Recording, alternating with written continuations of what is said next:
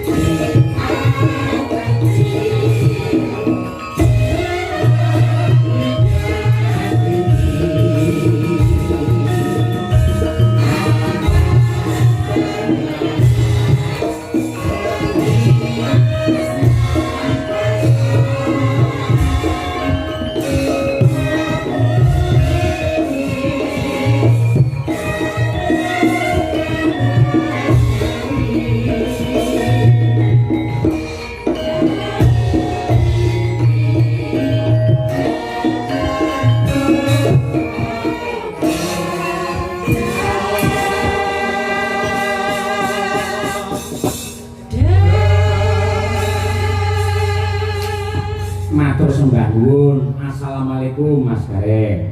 Waalaikumsalam warahmatullahi wabarakatuh. Mas Cahyo Kuntadi. Nggih, Alhamdulillah saged sowan teng Purwosari. Nggih. Kanthi kawing lujengan kebagas warasan selamat boten wonten alangan setunggal menapa. Amin. Syukur.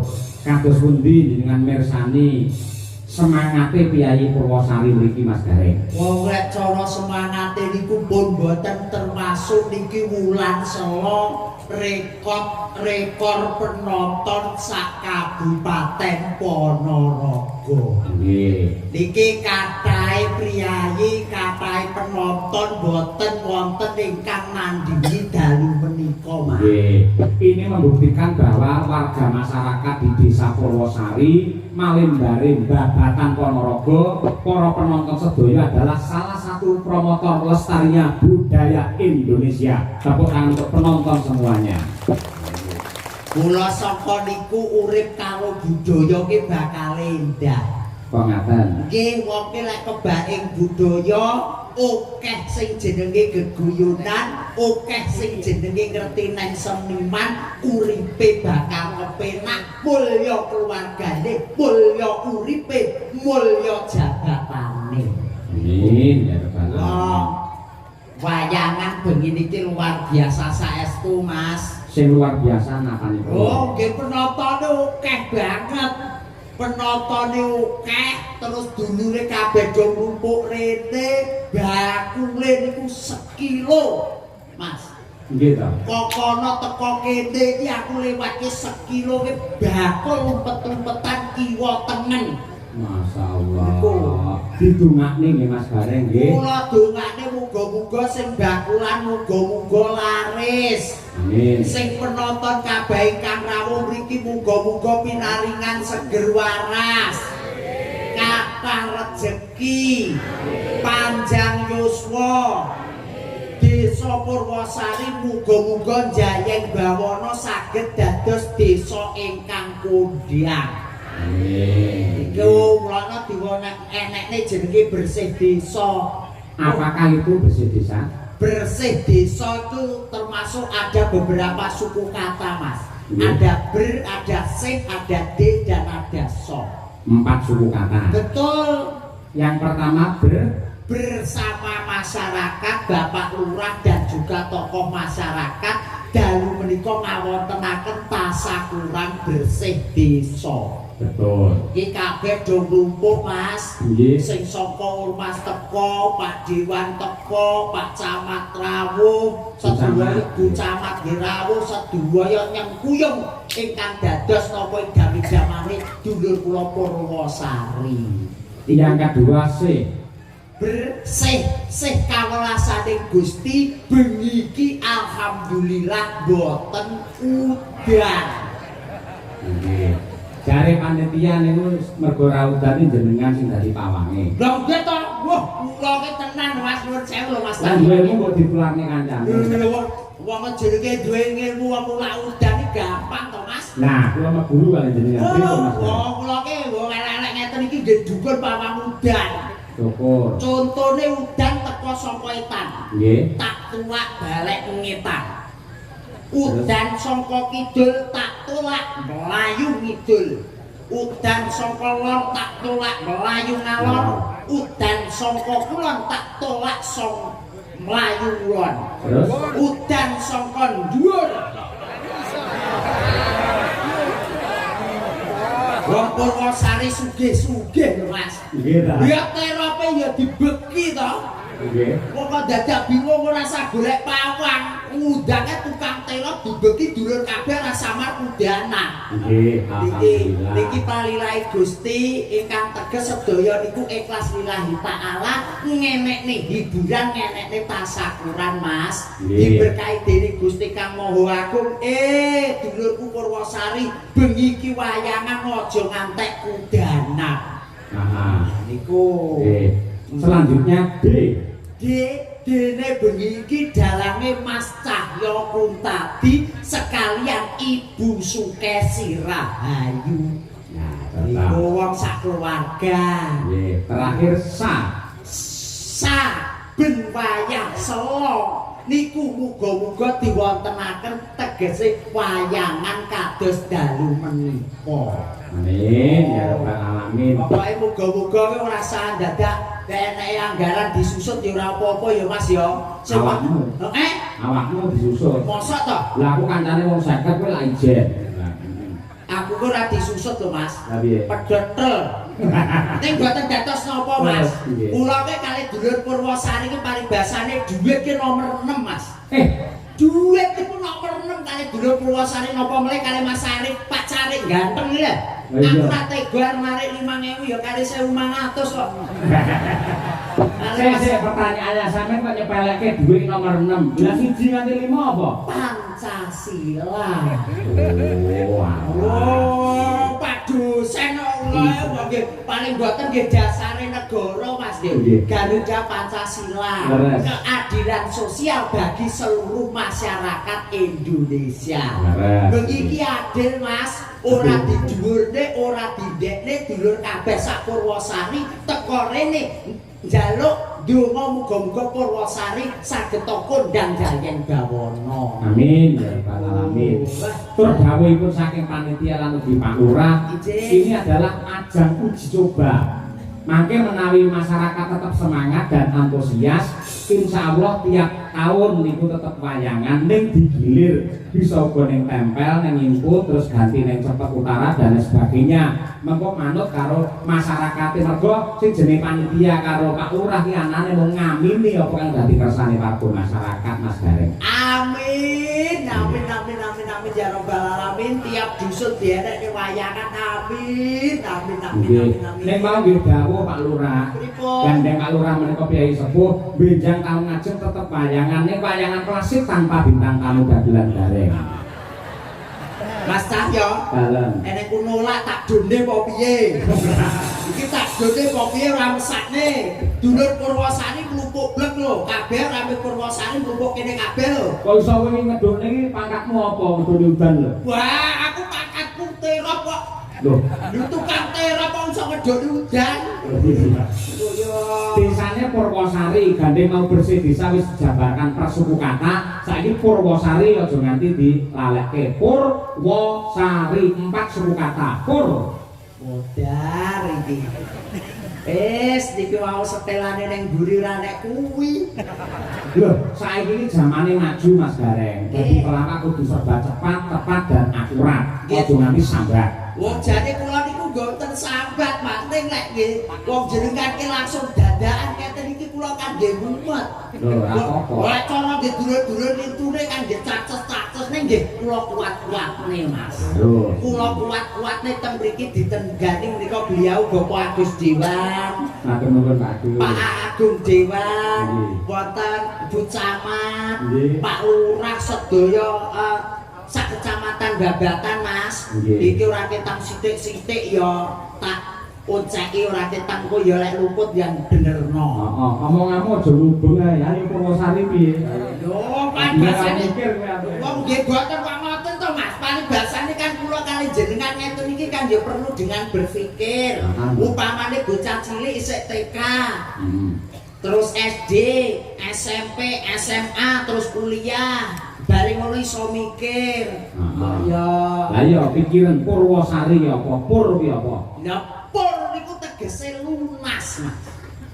Pur niku tegese lunas, wis lunas krentek atine dulur Purwosari bengi iki ngenekne wayangan dalange Mas Cahyo pun tadi. Ya ora. Sik to aku ki wong jaman saiki ra ngerti pur wis lunas. Napa leres to, Pak? Pur lurah. Pur niku lunas to nggih? Lunas. Oh kulino dadi asistene Mekar kok Pak Dik. Dadi nek ngerti lek pur ki lunas. Nggih. Selanjutnya wonten kahanan dalu menika regeng sanget ditenggani beliau-beliau usahane ngadil termasuk pucuk pimpinan wonten ing laladan Kitha Ponorogo. Terus saben wayah sela diagendakan ngeten iki mugi-mugi dulur Purwosari manggih kawilujengan kebagas warasan selamat donya selamat akhirat. Terus rinten kelawan dalu tansah manembah marang Gusti muga-muga rejekine melimpah ruah barokah saged tindak dhateng Mekah lan Madinah. Turai asmane Bapak Sukatman Su. Sik to Mas, tak mikir sik to Mas, nggo padake sing 15 yunta ya. Ya ora. Wong kene lho, nule mbok iculi lho, wong kok cepet. Ora perkara nominal, jenengan luwih enom. Tegese pemikirane luwih cemerlang, luwih cerdas, luwih cepet kudune. Angger enom mesti pikirane cemerlang. Heeh. Urung mesti to Mas, kok ya bayi ki cilik ya ora iso omong kok Mas. Wis sampean ora bayi. Ya wis bar bayi iki Mas. Ayo, Su niku sugih bondo, sugih kanca, sugih pewelas, tangga teparo kelawan masyarakat. Nah, ngene iki sing tak senengi cepet ngene iki. Blas tenan. Tenan to, sugih kanca, sugih bola, sugih bondo, sugih piwelas masyarakat. Lah kuwi mesti dadi lurah. Iki lho, kabeh disugihne. Lah ora duwe welasnya wong cilik, nuwun sewu lho. Kadang kala sembako ya diotot. Ora ngerti. Lho, mantan lurah Mas kula nggih. Sing dicune karo masyarakat iku to. Goro-goro ya sembahku tak selentengne lho, Mas. Ah iya. Oh iya nggih. Lek teng Purwosari mboten wonten. Mboten enten ta? Mboten wonten. Oh iya. Yang kedua kat. Kat sukat. Kat niku tegese niku napa niku sekatan. Kat niku kat niku disekat. Tegese Bapak Sukatman niku tidak ada batasnya dengan masyarakat kecil, masyarakat menengah, pejabat bahkan pegawai negeri. Iki diduk padha, diduk rata. Ora ngajeni wae ning wong sing pangkat, ning ngajeni nyang wong cilik-cilik. Mergo biyen dadine karo wong cilik, Allahumma Allahumma Pak Sukatman kok nyuruh munggah-munggah. Bose ora rampung kok terakhir man. Minggah nggih Pak Katman nggih. Dikari man lho ya Allah. Muga-muga to kurang siji iki kok cair. Man niku tegese manembah marang Gusti, eling sing gawe jagat, teges niki ngerti ing budaya agama klawan trapsila. Oh, iku. Tepuk tangan bareng luar biasa. Ora nek sing macet gak bisa. Ora nek Mas arep macet kene yo mikir kok. Oh, jenengan yo ya Mas kok ya alhamdulillah Mas Cahyo nggih. Pinanggih sampun ping kalih. Muga-muga namung nderek ndedonga mawon sedaya masyarakat teng Purwosari menika sedaya kathah rejeki panjang yuswa. Amin. Jenengan kula golekne kanca mangke ngaturi Pak Lurah minggah wonten pepanggilan. Makaten Mas Cahyo. Mbak Lucy Brahman ini waranggono domestik nyatane wis melanglang buana. Nggih. Monggo. Oh, mobil dhisik. Mas, Mbak Lucy ki lek munggah mesti ngombe. Ah, sebab e. Brahman. Oh, nyombor ya. Yo monggo sik. Apa meneh iki wayah rebusangan, Mas. Esuk sore katul jedah pun. Oh, Ya, weh, ya. terus Tukung monggo Mbak Lucy yo. Oke. Selamat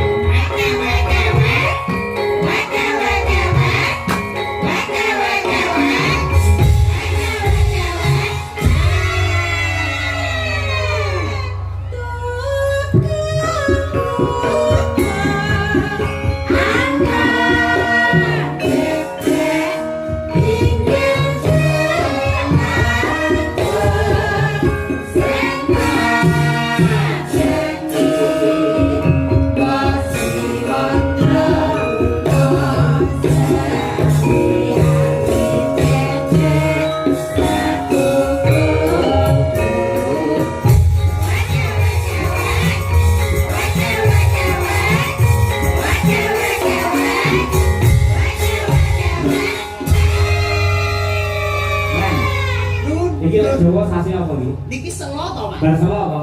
Lokat besar. Besar biasanya apa? Yo dibeleh lho, Mas. Nggih korban Belah sapa? Brahman. Ya aja sia-sia ngono kuwi. Iki waranggono sing tresnani ya kiai akeh. Waranggono niku kan gak lusita to. Lek Brahmane kan nggih sapi, wayah besar ya dibelah. Truduk kowe. Lho apa ora truduk aku? Wong aku pawange beleh kok. Aku mau sakjane wis tak ati-ati. Arep nderek tidalan Cahyo Kuntabi. Alah, Selamat. Bedilek kleru sebut. Lha kok iso Tak usah ngene mbake joget aku. Kata yo setine. Mbak sampean iki ngormati jenengan lho. Oh ngoten Iki nggih. mau tukung-tukung kok. Tukunge sing angon bebek. Berarti sampean padake bebek. Sampean bebek wedok garek bebek lanang wis arep apa monggo ngono. Mas Cahyo. Apa? Nuwun sewu jenengan pateni lampune riyen. Lah apa? Kula tak ngombor. Wong wadane kancane bebek lanang karo bebek wedok, Yulusi. Kono sik. Aku ya ngene, kok ya sapi aku beleh. Wilujeng dalu Mas Dalan. Nggih. Katuran pinarak panjenengan sak kanca. Kados pundi pawartosipun lan nggih sehat panjang yuswa. Pangestunipun Mbak Lucy sehat niring sambikala bagas warang. Alhamdulillah Bapak dosen kula pojekne kathah rezekinipun Amin. membawa seni wayang semakin cara sak nuswantara. Amin. Napa melih panjenengan taun iki digandrungi kali Piyai Ponorogo. Luar biasa, saya itu bangga hidup di kota Ponorogo. Pergi Piyai Ponorogo niku Piyai kang sembodo. Contohnya malam hari ini masyarakat Ponorogo wan selalu menawan dan dermawan. Aku makanya Pak Mawan teko aku ya dermawan. Wah, tradisine jenengan ngoten niku aku ya. Iso-iso lah aku yo ora gawe apa-apa tanyane daster tok. Pak Sumakan langsung duduk ning kandang ya. Kamu waras ngawut ya. Guyon sak utawa niku saking kagume kula niku lho. Pak Carike muda. Pak Carike Mas Arif muda. Pak Lurah nggih ngoten. Bu Camatnya niku Camate cantik. Wonder Woman Pemkab Ponorogo. Tenang kok ya. Ketoke perempuan, tapi jatine niku lanang. Strong. Mungkin niku Lurah Bu Camat niku piyaine pejabat. Asmane sinten Bu Camat? Bu Hanifah. Bu Siti Hanifah. Siti Hanifah. Siti tegese lemah. Panguripane wong urip ning alam dunya kuwi jenenge lemah. Nah, Siti Hanifah. Hani. Apa? Ayo. Hani. Ayo ngawur ilang dasmu lho ya. Nene Pak Dewan iki. Hani itu tegese hanya nikmat. Wah,